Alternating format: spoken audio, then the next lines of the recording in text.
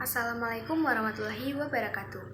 Saya Diana Rahman dengan NIM 4614230009 dari kelas IPA A jurusan Pendidikan IPA. Dalam video ini saya akan membahas tentang hakikat Islam dan sejarah Islam. Adapun video ini dibuat dengan tujuan untuk memenuhi tugas mata kuliah Pendidikan Agama Islam yang diampu oleh Ibu Prof. Dr. Novianti Jafri, SPDI MPDI. Adapun pokok pembahasan kali ini yaitu pembahasan mengenai hakikat Islam dan sejarah Islam. Baik, langsung saja dari pembahasan pertama yaitu hakikat Islam. Hakikat Islam memiliki arti kebenaran atau yang benar-benar ada, serta kata ini juga berasal dari kata pokok, hak atau al-haq, yang memiliki arti kepunyaan atau benar-benar ada. Itu tadi adalah definisi hakikat Islam. Sedangkan definisi agama menurut Kamus Besar Bahasa Indonesia adalah sistem atau prinsip kepercayaan pada Tuhan. Selanjutnya, dalam sebuah agama biasanya memiliki 3 persoalan. Yang pertama yaitu keyakinan.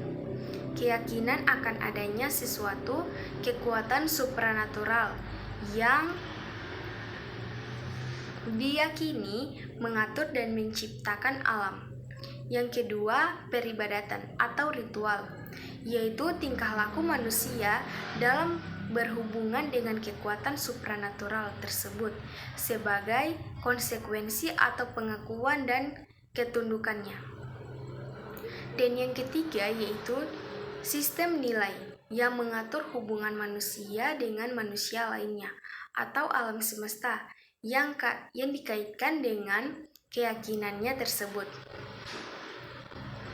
Jadi, dari simpulan yang dapat saya ambil yaitu hakikat agama Islam yang dimaksud dalam pembahasan sebelumnya yaitu suatu kebenaran yang benar-benar ada atau sumber pokok suatu aturan. Keyakinan akan adanya Tuhan yang tidak dapat dipisahkan dari kehidupan manusia. Maka sangat perlu dipahami secara seksama oleh setiap manusia, dan agama pula membawa peraturan-peraturan berupa hukum-hukum yang harus dipatuhi baik dalam bentuk perintah yang wajib dilaksanakan maupun berupa larangan yang harus ditinggalkan. Baik, topik pembahasan yang kedua yaitu sejarah Islam. Sejarah Islam memiliki 3 periode. Yang pertama periode klasik, periode pertengahan, serta periode modern. Yang pertama periode klasik. Periode klasik merupakan masa kemajuan, keemasan, dan kejayaan Islam dan dibagi ke dalam 2 fase. Yang pertama adalah fase ekspansi, integrasi dan pusat kemajuan dari 650 sampai 1000 Masehi. Di masa ini, daerah Islam meluas melalui Afrika Utara sampai Spanyol, di belahan barat melalui Persia sampai ke India, di belahan timur. Daerah-daerah itu tunduk kepada kekuasaan Islam. Di masa itu pula perkembangan dan memuncak ilmu pengetahuan, baik dalam bidang agama maupun dalam umum, dan kebudayaan serta peradaban Islam. Di masa inilah yang menghasilkan ulama-ulama besar seperti Imam Malik dan lain sebagainya. Dan periode yang kedua yaitu periode pertengahan. Periode pertengahan juga dibagi ke dalam 2 fase. Yang pertama, fase kemunduran, sekitar abad 1250 sampai 1500 Masehi. Di masa ini, desentralisasi dan disintegrasi bertambah meningkat. Perbedaan antara Sunni dan Syiah dan juga antara Arab dan Persia bertambah nyata. Kelihatan dunia Islam terbagi menjadi 2. Bagian Arab yang terdiri dari Arabia, Irak, Suriah, Palestina, Mesir, dan Afrika berpusat di Mesir.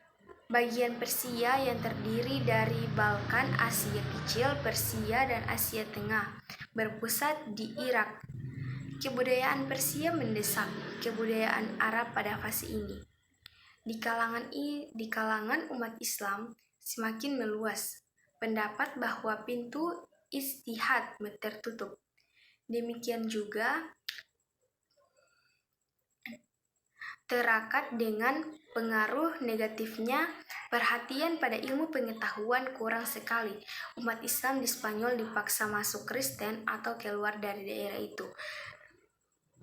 Dan yang ketiga, periode modern, sekitar abad 1800 sampai sekarang, merupakan zaman kebangkitan umat Islam.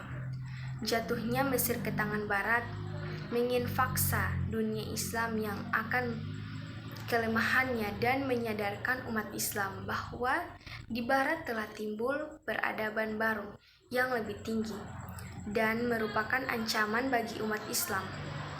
Raja-raja, para pembuka, dan mulai memikirkan bagaimana meningkatnya mutu dan kekuatan umat Islam itu kembali. Dengan demikian, keadaan Islam menjadi baik 180 derajat. Kalau di periode klasik, orang Barat akan kagum melihat kebudayaan dan peradaban Islam. Tetapi di periode modern ini, umat Islam yang heran melihat kebudayaan dan kemajuan Barat. Karena apa?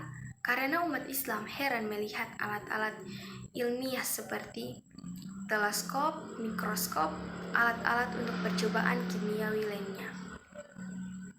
Dan 2 set alat percetakan dengan huruf Latin, Arab, dan Yunani yang dibawa serta oleh Napoleon.